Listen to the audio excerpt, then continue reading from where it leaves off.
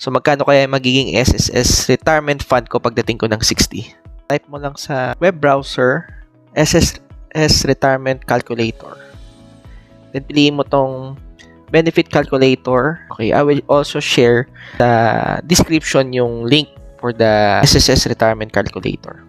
So, let's say, I'm an employee na earning 20,000, which is yun yung max ni SSS. So, if I'm earning 20,000 or up, I'm contributing 2,800. Let's say, yan yung ating kino-contribute. So, let's say ako ay nag-start ng pagbabayad kay SSS nung ako ay 23 years old. So, magkano kaya magiging SSS retirement fund ko pagdating ko ng 60? Tara, calculate natin. Yan. So, ready ka na ba? Maka-receive ng 16,100 pagdating mo na 60?